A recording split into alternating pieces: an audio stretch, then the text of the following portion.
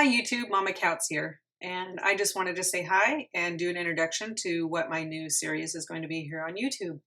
I have been blogging at mamakautz.com for a little over 2 years. Before that, I was crazy homeschool mama at blogspot.com. I have been a prepper, or my husband and I and the kids have been prepping now for almost 2 years. We got into prepping after watching a show called The Colony on Netflix.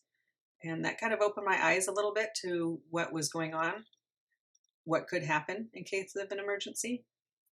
From there, we watched Jericho on Netflix, which was a whole nother scenario with a EMP grid down situation. And I started thinking, what would happen if we had an emergency? We had nothing. Living in the country, we have more than a week's worth of food just on a regular basis because we do live rurally, 30 minutes from the nearest Costco. So we do have some food, but we didn't have anything in terms of what we would need in case of a real emergency, whether it be a snowstorm or an ice storm or a drought situation, anything. So that's when we started prepping. It started out with rice and beans, extra bag here and there at Walmart, all the way up to Costco in the big bags.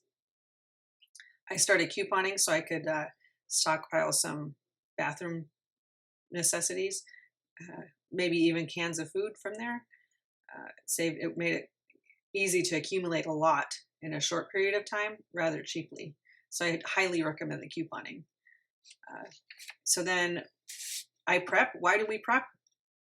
Like I said, in case of an emergency situation where there's a snowstorm or an ice storm, Virginia just recently had an issue with their water, so we have water stored. We have ways to filter that water. We have ways to boil that water if we need to.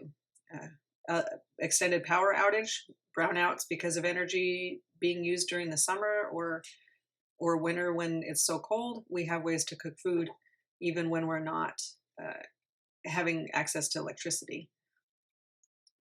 We've got propane, and we have more than one way of cooking food. We also have a wood stove, so we will stay warm and not freeze if it's too cold. We prep in case of a job loss. You don't know with the economy and the way jobs are right now.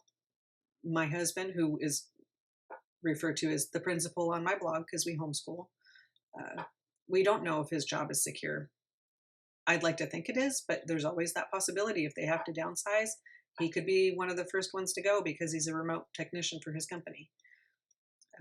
The economy right now, the way it is, I'm not excited about it. And I think that it's probably going to be the first thing that's going to make us thankful that we have a storage of food and supplies. So I don't prep because we lack faith. Quite the contrary. I feel led.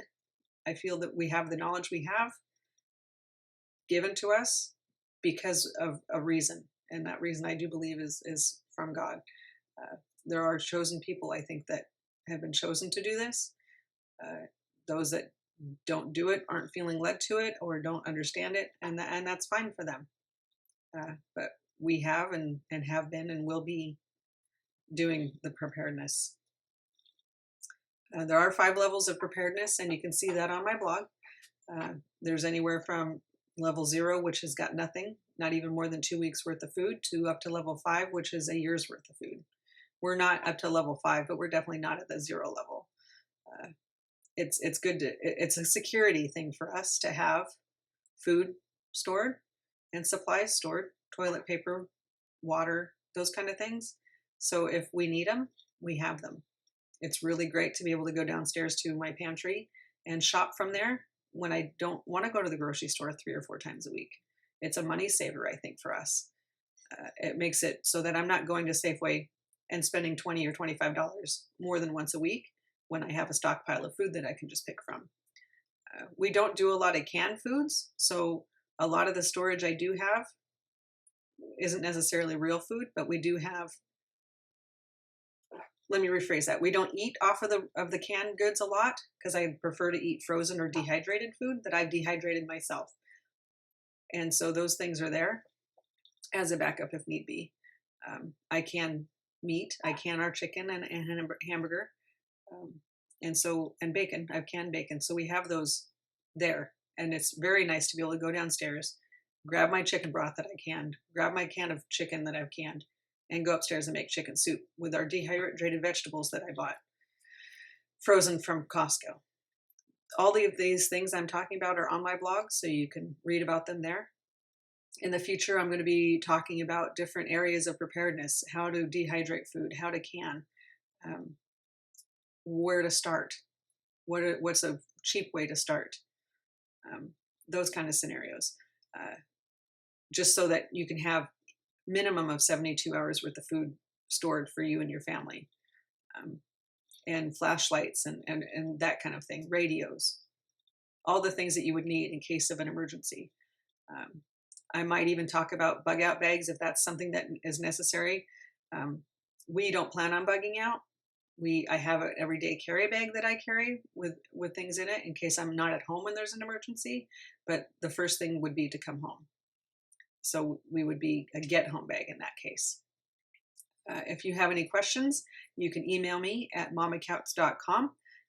Most of the things that I'm going to be talking about are already on my blog, so you can definitely go there to research a little bit there. I suggest starting with the 31 days of emergency preparedness. There's a button there on the sidebar, and that will help you get a little bit of a rundown of what I'm going to be talking about. So anyway, I'm very excited for this new endeavor of having a YouTube channel, and I look forward to serving you with my knowledge. And if you have any questions, again, please email me at mamakautz@gmail.com. Thanks.